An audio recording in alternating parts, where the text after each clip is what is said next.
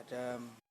Dear brothers and sisters, dear friends, thank you very much again for having this time with us here on this platform. I'm so thankful to God that we are able to have Brother Collins with us again. You are welcome, sir. Thank you, man of God. My pleasure being on the platform again today. It's not easy. It's my privilege.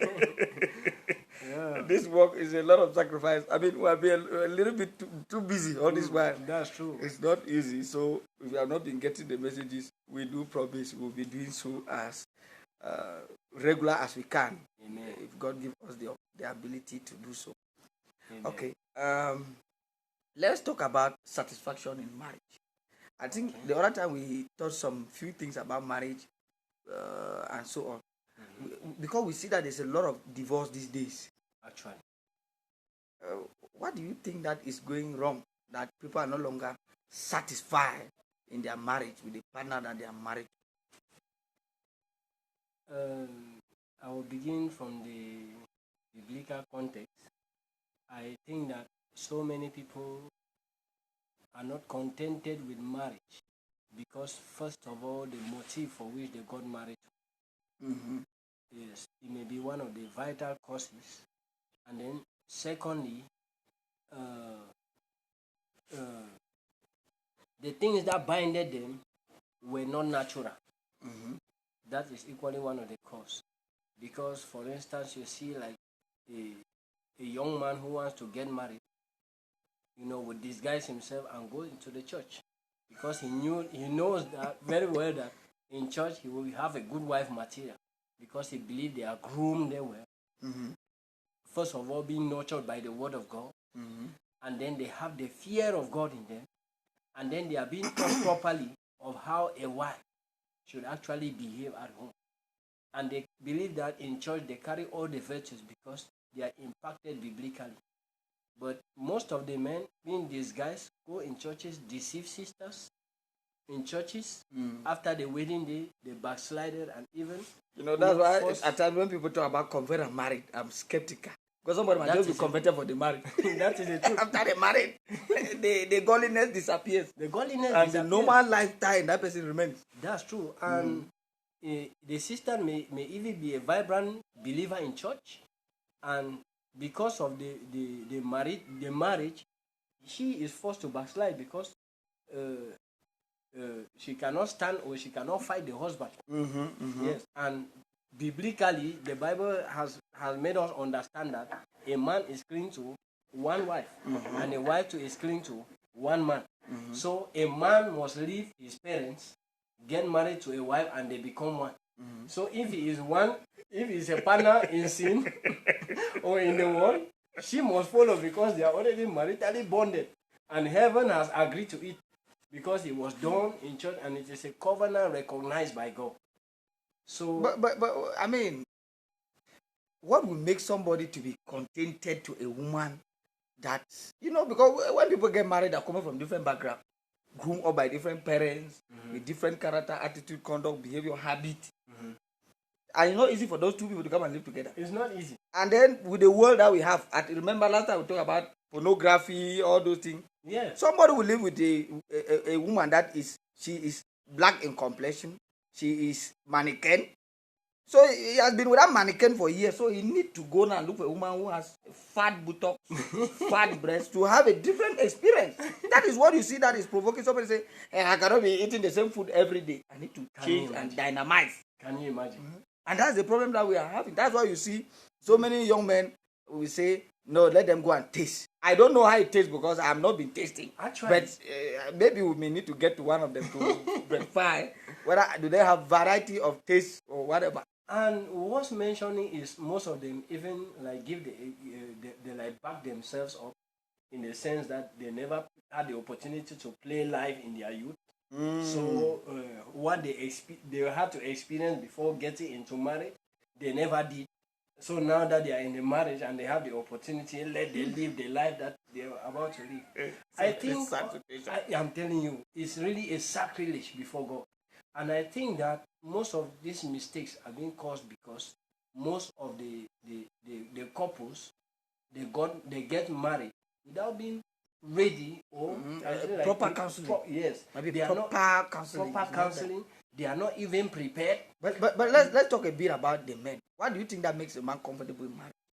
I think what makes a man comfortable in marriage is, first of all, it takes the man himself, first of all, to be comfortable in marriage. Because if a man is well equipped, is hardworking, if a man is responsible enough, and a man believes in himself that it is time for him to pick up the responsibility as a family man, and you are contented with the life that you are living, and you are contented with what God has blessed you with, and you believe God that from then you can move on as a husband, and you have a suitable wife, you have a woman that understands you, including your passions, who can bear even your burdens and mistakes, I think that this brings true comfort in marriage.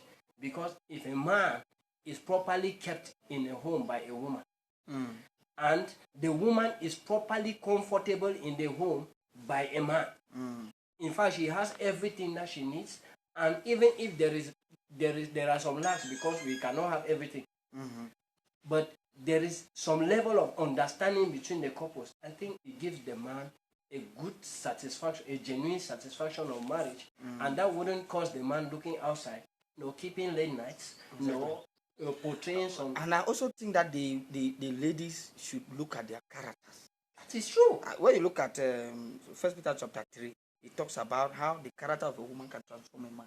That's true. Like how Sarah was calling the husband Lord and so on. Yeah. That if they have that kind of attitude and character, they can even bring their husband to Christ. That is in that.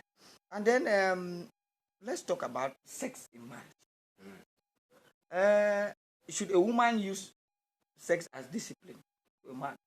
This man is not giving me food money, so now I'll be wearing only jeans and sleeping. This man is not doing what I want. Should they do that? It is one of the worst things a woman should ever conceive in the mind, in as much as she is married. You can deprive sex from your boyfriend, but you can't deprive sex from your wife. It is biblical. It is the man's right. The Bible clearly makes us understand that the woman's body is meant for the man, and the man's body is meant for the woman. Whether you are comfortable or you are sick. Have you ever heard about matrimonial rape? Because the human right they follow, they say even married people rape. That if you sleep with a wife that is not comfortable, you are raping. You are raping. And I'm one of God. I'm raping my wife. Imagine. And this is what has empowered a lot of women. You see, to destroy their marital homes. I even learned something the government have put in place, that women empowerment. Yes, women emancipation. Kind of women, yes, those women right. The rights of women, exactly. And so on and so forth. But they are not looking at the biblical context of a woman. How a woman should properly behave. How a woman should comport herself. When a woman should talk and when a woman ought not to talk. Like the Bible has deprived women from preaching on the pulpit. But today, do we see even churches practicing it? I once heard one music that Elizabeth Teke sang. She is singing very well, which I appreciate. But that one was so, she annoyed me. She sang in some place, she said, before, God did not permit women to preach. But now, God has not permitted women to be pastors, to be this. I was not asking that before, and then now God does not permit. Is it that God again has changed the Bible? I brought another one, I do not know. But you see, those are some of the ethics of society. There must be orderliness. God is a God of order. Yes. Like in the home, you cannot change the father, the man is the head of that house. Yes, you can. For the father, the man is the head of that house does not mean that the man has but a different body from the wife. But that is orderliness. Yes. It's the same thing in every society. We have the government, we have the president, the prime minister, and so on. It is orderliness. It is orderliness. So you cannot come to the church and think that we should just do anything the way that we want. And then let's look at this. Did you see that men are so quick to be seduced? Yes, I think that men are so quick to be seduced. And if a man is easily seduced outside, I still blame it on the wife. But often women who are married a lady, when she was living alone, some of them have their multiple boyfriends sometimes. Yes. So they are taking money and looking very nice, looking very good. Some of them actually work hard and look very good. After all, they only responsibility themselves and then with the support from their parents. Yes. very nice. You go and marry her now, put her inside. You are no longer giving her all the things that she was using to look good when you got attracted to her. So she goes back to a very old looking, and then and that's why marry another one. That is it. And this is one of the reasons why I always advise ladies. Ladies put themselves into this mess. Because when you start dating a man or you are in courtship with a man, mind your demands. Mind the way you do things. Even at the level of paying your bride price, mind the way activities are being carried on.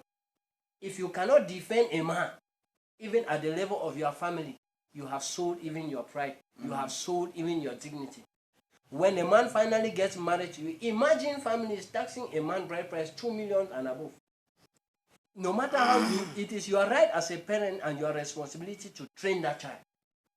And when that child grows up, you have, okay, let's say if you are giving your daughter out just because she is beautiful or she is fair, as some families are categorizing it for 2 million francs as bride price. What about the son who is maybe an engineer somewhere, and you are talking of sponsoring your daughter to the level of advanced level and so on and so forth? The husband too was properly trained by the parents. Exactly. To get to that level. So all of these things like that, they bring a lot of issues. So when they get now into the matrimonial home, the attitudes change because the man now is seeing his responsibilities. The man wants to build a home now, not still building a relationship. So now the man now wants to invest now in his family, but the lady may not be seeing it that way because of the way they were behaving in courtship. Okay, let me read this scripture, and then we'll be moving towards concluding. All right. In Hebrew 13, verse 4, marriage should be honored by all, and the married bed kept pure, for God will judge the adulterer and all the sexual immoral. So when we are married, it means that before you want to get married, you should think very well, and then when you really you should look at the lady and develop love for her so much that whether she is at the long run in that marriage, no matter the kind of thing that will come your way. Yes. Because when you are taking that covenant, it's before God and man. It's before God and man. And the Bible is saying that marriage should be honorable by all, and the marriage should be kept pure, for God will judge the adulterer and all the sexual immoral. We mean that immediately we are married, we should be contented.